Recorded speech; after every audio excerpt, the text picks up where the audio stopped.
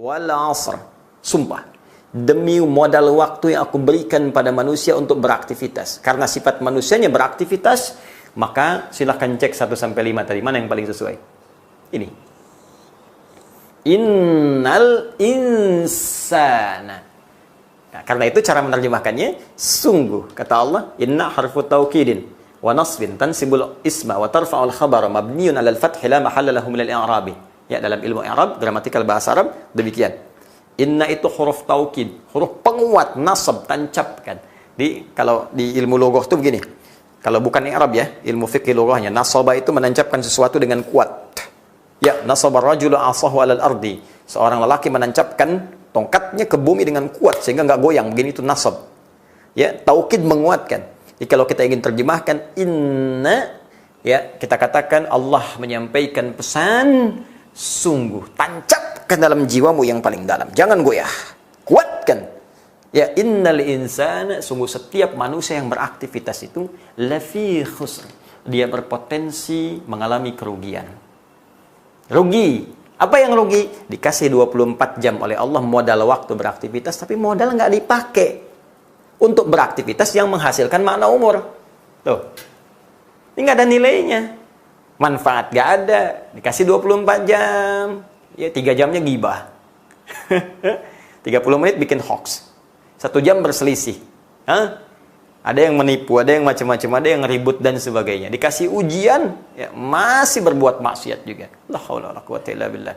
Rugi. Maka hidup kita mesti punya arti, hidup kita harus punya nilai.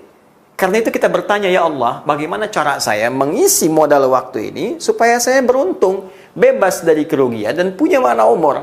Maka oleh Allah diberikan kemudian langsung penjelasannya tanpa kita meminta terlebih dahulu. Ya, illalladzina amanu. Ya. Kata Allah, kalian bisa terbebas dari jenis-jenis kerugian ini, kalian bisa mendapatkan manfaat yang bisa diharapkan, ya, kecuali yang bebas dari kerugian ini, alladzina amanu. Satu, orang-orang yang mau beriman. Ini penting sekali. Alladzina sekali lagi disebutkan 1080 kali dalam Al-Quran. Mencakup semua golongan tanpa sekat. Laki, perempuan, besar, kecil, tua, muda, nggak ada batas di dalamnya. Seakan Allah ingin mengatakan, saya buka peluang untung untuk semua.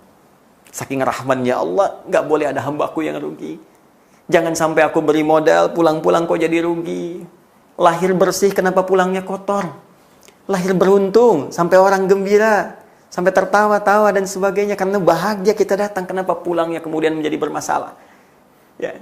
Maka kata Allah, saya buka semua hambaku berpeluang untuk sukses, untuk bahagia, untuk bermanfaat. Ya. Bagaimana caranya ya Allah? Pertama, satu, beriman kepada Allah, iman. Jadi, orang yang mengisi waktunya tanpa iman, itu nggak ada nilainya isi Allah. Ya, Masya Allah.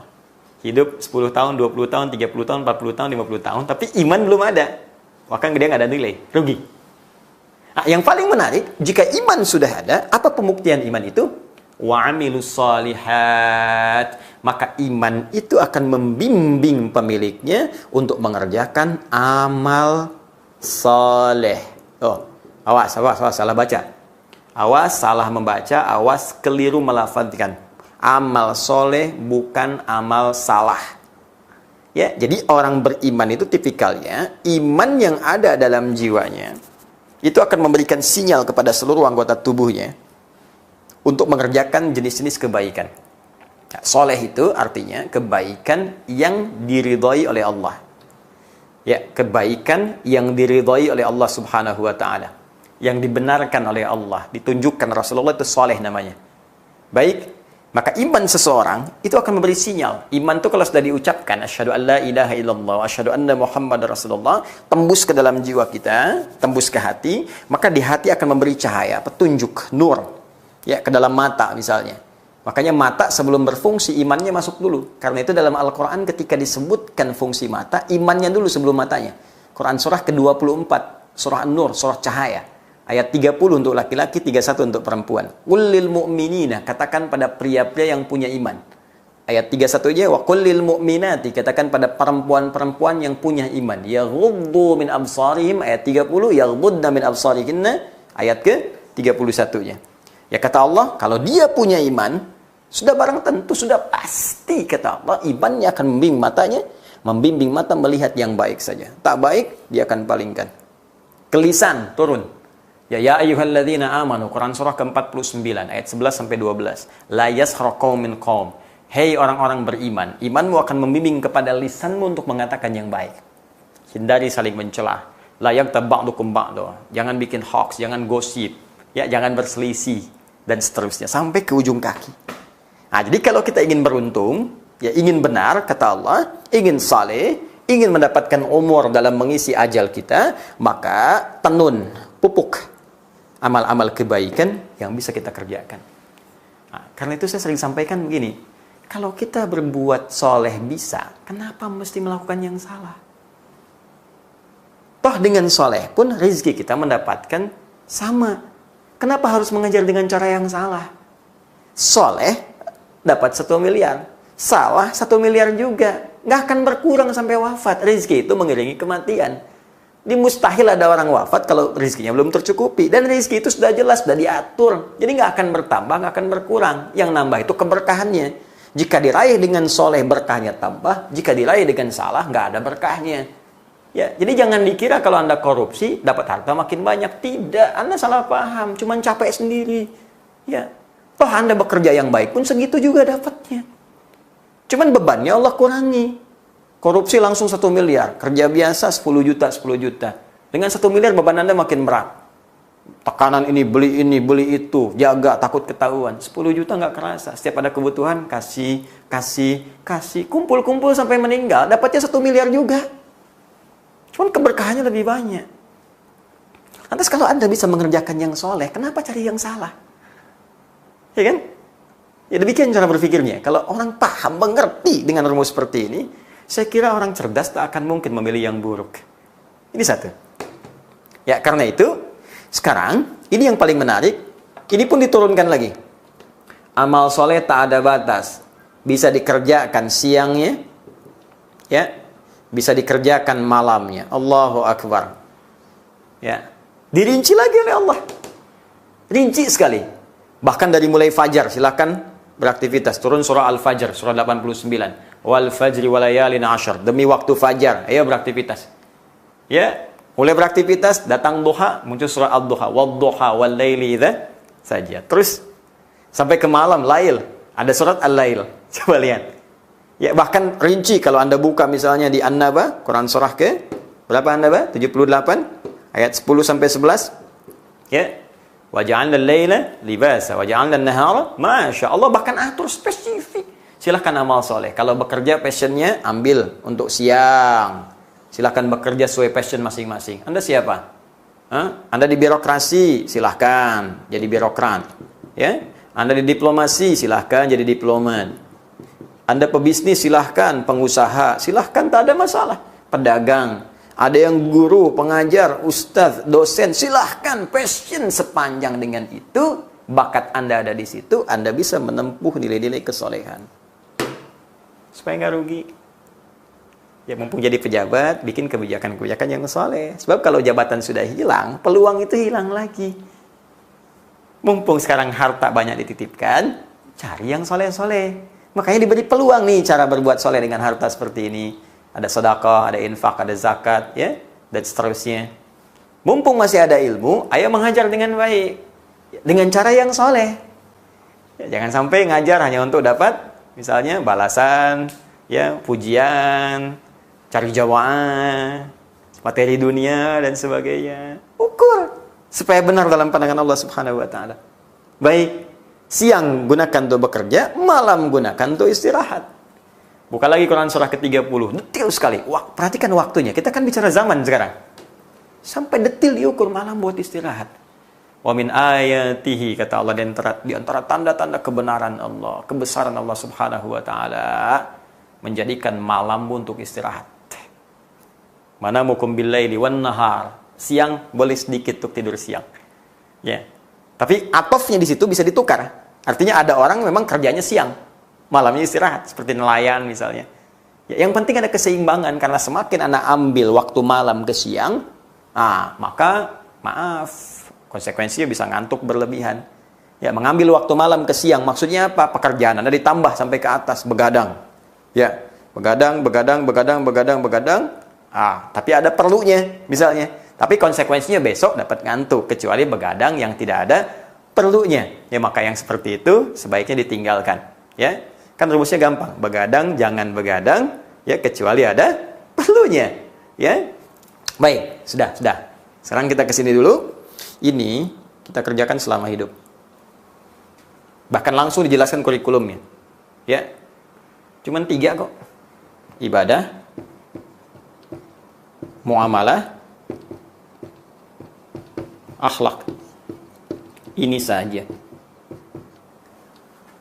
Dan secara singkat, semua rasul yang diutus sampai ke yang paling mulia yang kita paling cintai, Rasulullah SAW, diutus untuk mengajarkan ini saja. Ibadah, hubungan kita dengan Allah Subhanahu wa Ta'ala sebagai Sang Pencipta, dari mulai tauhid sampai praktek ritual, salat, puasa, dan seterusnya. Ya, muamalah, hubungan kita dengan manusia, hablum minan nas, zonanya horizontal. Cek hubungan kita dengan tetangga, dengan teman-teman di kantor, tarik ke rumah, dengan istri, suami, ke atas ada ayah, ibu, ya, ke bawah ada anak-anak, ada cucu, dan seterusnya. Baik, bagaimana cara mengerjakan ini secara sempurna? Pakai akhlak. Akhlak saat ibadah, saat sholat, pakai pakaian yang bagus, ya, datang di awal waktu, kerjakan dengan sempurna. Akhlak kita kepada Allah. Anda kepada atasan saya di dunia, penampilan bagus, datang sebelum datangnya tiba waktu pertemuan. Kenapa sekarang dengan Allah akhlaknya kemudian jadi berkurang? Tapi kalau sedang minta, nuntutnya luar biasa. Nuntut sepenuh langit, pekerjaan di bawah bumi. Kan tak adil gitu. Nuntut sepenuh langit, pekerjaan di bawah bumi. Gimana? Nah, ini yang kita kerjakan. Ya, ini saja. Sampai kapan kita kerjakan? Sampai tiba akhir zaman yang pertama. Ini. Apa tanda akhir zaman yang pertama? Tanda yang pertama disebutkan di Quran, surah ke-63 ayat 10. Lihat kalau Anda detil. Aktivitas di sini 78 ayat 10, ayat 11. Tanda pertama pun dimulai dari ayat ke-10-nya. Nih, Allah kasih contoh untuk yang beribadah dengan harta. Wa anfiqu mimma razaqnakum min qabli ay ya'tiya ahadakumul maut. Fayaqul rabbi laula akhartani ila ajalin qarib fa asaddaqa wa akum minas salihin. Kata Allah, gunakan harta yang kutitipkan untuk beramal saleh. Infak, berbagi dengan orang. Sebelum tiba berakhirnya zaman yang aku berikan kesempatan padamu untuk beraktivitas. Apa bagian pertama? Ini yang disebut dengan tanda berakhir pertama, kiamat untuk manusia yang paling awal, dan setiap manusia akan mengalaminya, sehingga sebagian ulama menyebut sebagai kiamat kecil. Ya, sebelum alam yang besar ini selesai, maka yang kecil ini muncul. Apa itu? Yang qabli ayyatiya ahadakumul maut, sebelum datang kematian. Ini yang telah kita tuliskan. Maut. Jadi kalau kita berbicara tentang akhir zaman, jangan jauh-jauh berbicara tentang kiamat besar. Habisnya alam dulu. Alam semesta. Jadi nggak usah jauh-jauh menganalisis begini misalnya. Wah, ini kapan ya kiamat akan terjadi, bumi akan hancur, tabrakan terjadi, asteroid menabrak bumi, dukhan mulai muncul, macam-macam.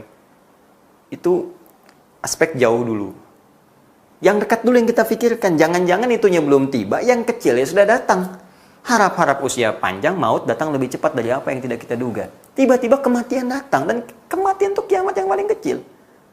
Makanya kemarin ketika kita uraikan tentang isu tabrakan asteroid dukhan itu, kan saya kutip firman Allah di Quran surah 33 ayat 63 itu. Ya, ketika Allah sampaikan la'ala sa'ata takunu qariba. Kamu banyak tanya tentang kiamat besar. Hanya Allah yang tahu. Qul innama ilmuha 'indallah. Ya, wa may yudrika la'alla sa'ata takunu qariba. Terus persiapan kamu apa kalau kiamat itu terjadi besok? Persiapan kamu apa? Kamu aja bisa meninggal. Ya, jadi yang paling penting kita lakukan sekarang ini, kita selalu tanyakan, kalau hari ini saya wafat, begitu dulu cara berpikirnya. Makanya Nabi sering menganjurkan kita itu, sering ziarah Ya, dengan cara yang benar, lihat tuh mengingatkan kematian. Nyolatin orang yang wafat, mengantarkan jenazah. Untuk berpikir kalau saat itu atau esok hari kita kemudian jadi jenazah. Kita pasti mengerti. Jadi semua yang kita rasakan dapat tuh akan habis. Harta yang dikumpulkan tuh habis. Ditinggalkan. Jabatan yang dibanggakan.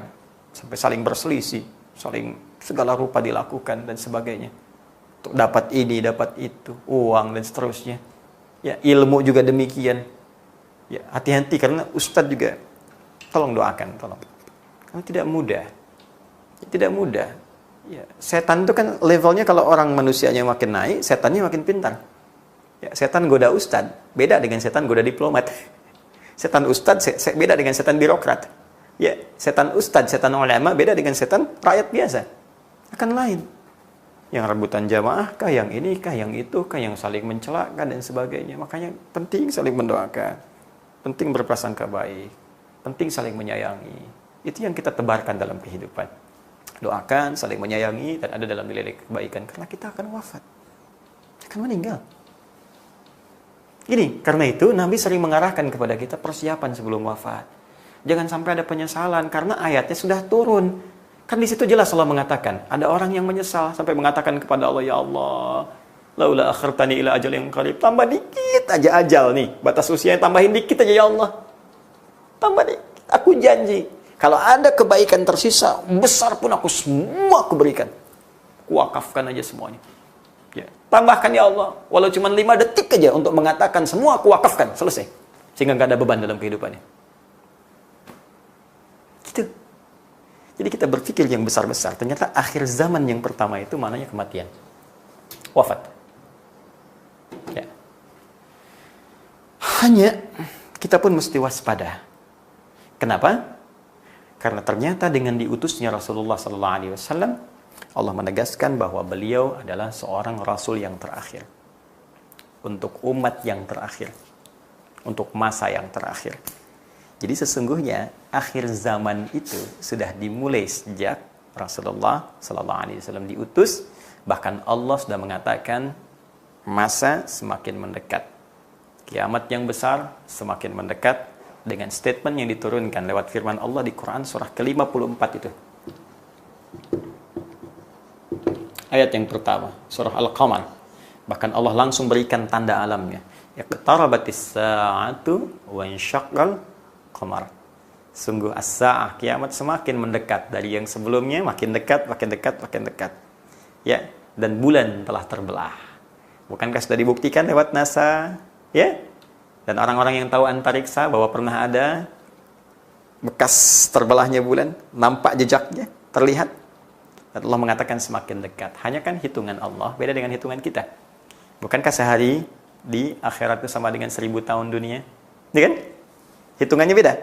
Jadi kalau kita mengukur di masa Nabi Muhammad SAW ke kita sekarang, belum tentu seperti yang kita gambarkan, karena hitungan Allah berbeda dengan hitungan kita. Entah itu 2000 tahun setelah Nabi, entah 3000 tahun, entah 4000 tahun. Mungkin dalam hitungan Allah cuma 2 hari, 3 hari, 4 hari. Tapi hitungan kita bisa terasa berbeda. Hanya karena itulah ketika seorang bertanya tentang kapan waktunya kiamat terjadi, tidak ada kecuali tanda umum saja supaya kita mengamalkan amal-amal soleh, supaya persiapan itu bisa dilakukan dengan sempurna. Hanya yang paling penting untuk waspada, keterangan sudah jelas. Bahwa orang-orang beriman, jangan khawatir. Orang beriman gak akan khawatir dengan kiamat. Jadi kalau ada orang panik dengan kiamat segala rupa, padahal kejadian aja belum, ini menandakan imannya lemah. Iman harus diperkuat lagi. Kenapa? Karena semua orang beriman, yang imannya benar, bukan orang munafik. Ingat, bukan orang munafik, yang imannya benar, Allah akan wafatkan sebelum tiba kiamat. Di orang yang beriman dengan iman yang benar tidak akan mengalami huru-hara kiamat. Ya, tidak akan mengalami dahsyatnya kiamat. Orang diangkat, bumi diangkat, segala rupa diadukan dan sebagainya. Ya, ihnil manfus, seperti dilempar-lempar seperti kapas, ya, ditabrakkan dan itu. Bagi orang beriman tidak akan mengalami itu semua karena akan diwafatkan sebelum tiba kiamat yang besar itu. Cuma tantangannya tidak mudah karena tanda-tandanya pun itu yang ditanyakan oleh malaikat kepada Rasulullah SAW dalam hadis riwayat Muslim. Ini sebagai penutup kita. Ya. nomor hadis yang ke-8. Kalau punya kitab jadi jilid yang pertama, nomor hadis yang ke-8, rawinya sahabat sekaligus mertua Nabi, yaitu Umar bin Khattab radhiyallahu taala anhu. Al-Imam An-Nawawi mengutip hadis ini dalam Al-Arba'innya, memosisikan pada nomor hadis yang kedua. Bahkan disebut dengan hadis Jibril. Ya, panjang kalau kita bacakan, ya, an Abi Hafs Umar bin Khattab radhiyallahu taala anhu. Qala bainama nahnu julusun inda Rasulullah sallallahu alaihi wasallam ittala alaina rajulun shadidu bayadi thiyabi shadidu sawadi sa'ari ya la yura alaihi atharu safari wa la ya'rifu minna ahadun. Ya, fajalasa ila Nabi sallallahu alaihi wasallam wa wada'a kaffayhi ala fakhidayhi. Ya, kemudian wada'a fakhidayhi ala fakhidayhi wa wada'a kaffayhi ala fakhidayhi faqala, ya, wa wada'a rukbatayhi ala rukbatayhi, kemudian wa wada'a kaffayhi ala fakhidayhi faqala ya Muhammadun akhbirni anil Islam. Dijawab oleh Nabi akhbirni anil iman. Dijawab oleh Nabi akhbirni anil ihsan. Terakhir dia bertanya, matas sa'ah, kapan kiamat terjadi? Dijawab oleh Nabi, mal mas'ulu anha bi'a'lama minas sa'il. Yang ditanya tidak lebih tahu daripada yang bertanya. Kemudian bertanya lagi, terangkan kepadaku tanda-tandanya. Jadi kalau tanda ini sudah ada, itu artinya semakin mendekat. Cuma ukuran dekatnya kita pun belum tahu. Hanya semakin waspada. Kenapa? Karena ketika kiamat akan mulai mendekat, fitnahnya bertambah, ujiannya tidak seperti biasa. Makin banyak ujian yang bisa menggoyahkan iman. Disitulah kita penting menjaga iman kita sampai wafat sebelum kiamat tiba. Itu maksudnya. Jadi jangan sampai nanti kalaupun meninggal kiamat belum tiba, meninggalnya dalam keadaan nggak ada iman. Karena Nabi pernah mengatakan kalau ujian semakin tinggi, ada orang paginya beriman, sorenya kafir. Ya, yusbihu mu'minan wa yumsi kafir. Atau sebaliknya. Itu yang paling bahaya. Ya, dan itu akan terjadi. Ada orang tadinya beriman tiba-tiba murtad. Ada orang tiba-tiba, ya demikianlah. Berubah tidak konsisten. Karena itu diantara tandanya antalidal amatu rabbataha, jika ada seorang pembantu melahirkan tuannya. Di banyak tafsiran di kalangan ulama, ada yang mengatakan dunia mulai terbalik, yang bohong dianggap jujur, yang jujur dianggap tidak. Ada yang menafsirkan anak mulai durhaka kepada kedua orang tuanya. Ada yang menambahkan lagi dengan banyaknya tersebar kemaksiatan dan sebagainya. Ya, wa antaral khufata, al-urata, al-alata, ri'a asya'i yatatawwaluna fil bunyan. Engkau melihat penggembala yang cuma beralaskan kaki, kemudian telanjang setengah dada. Kok bisa lomba-lomba penggembala ini meninggikan bangunan-bangunan tinggi? Ada yang menafsirkan orang sudah lomba dengan kepentingan dunia. Ya, sudah nggak senang berbagi dengan sekitarannya. Cuma ngumpulin kepentingannya aja. Ambil, terus lomba-lomba, pamer. Tingkatkan status sosial, sudah nggak peduli dengan sesama. Akhirnya yang terjadi saling memakan satu dengan yang lain. Seperti hukum rimba. Kejahatan mulai banyak muncul. Kalau kejahatan sudah mengisi dunia dengan sepenuhnya, orang-orang sudah nggak mendekat dengan Allah, sampai di hadis lain dikatakan zina sudah menyebar sampai orang nggak malu melebihi binatang. Sampai-sampai orang mengatakan kalau bisa jangan di sini, di balik tembok saja, karena sudah menyebarnya zina di mana-mana. Nah, kalau sudah seperti itu terlihat, ada banyak keburukan tampak. Ini menandakan pesan pertama, ini jangan ke kiamat dulu. Pesan pertama, kita harus menjaga iman dengan baik, jangan goyah. Jangan ikut maksiat. Ya, ini poinnya. Supaya kita pertahankan sebelum wafat. Khawatirnya iman semakin rendah, hilang iman, maka masuk dalam golongan yang menghadapi kiamat, yaitu orang-orang munafik atau orang-orang yang mengingkari dirinya kepada Allah Subhanahu wa taala. Ini yang dimaksudkan. Jadi akhir zaman bisa berarti berakhirnya kehidupan kita dengan wafatnya kita semua. Juga yang kedua bisa berarti berakhirnya alam semesta, sehingga tiba waktunya kehancuran dan kita berpulang kepada Allah Subhanahu wa ta'ala. Tapi poin pentingnya, orang beriman tidak akan mengalami kiamat yang besar. Hanya ia akan mengalami jembatan menuju pertemuan dengan Allah, yaitu kematian kecilnya, kiamat kecilnya, kematiannya untuk menuju Allah Subhanahu wa ta'ala. Karena itu saya sering mengatakan, jangan bahas yang tinggi-tinggi dulu lah. Cukup jadi pengetahuan saja. Dukhan jadi pengetahuan, Dajjal jadi pengetahuan, Ya'juj dan Ma'juj jadi pengetahuan. Kita penting tahu sebagai bagian dari pembahasan keimanan kita dan tanda-tanda yang akan muncul. Sehingga dengan itu kita bisa ingatkan pada generasi-generasi mendatang untuk kembali kepada hukum Allah supaya tidak mengalami itu semua. Ya, apa hukum Allah itu? Itu yang tadi saya terangkan. Berbicara yang baik-baik, mendengar yang baik-baik, perbanyak amal soleh, beribadah kepada Allah, bermuamalah yang baik, berakhlak yang mulia. Itu yang kita jaga sebagai penguat iman sampai kita berpulang. Saya kira ini, dan jangan sampai masuk pada bahasan yang lebih detail yang tidak ada kejelasannya dan hanya pengetahuan mutlak milik Allah Subhanahu wa taala seperti kepastian tentang kiamat.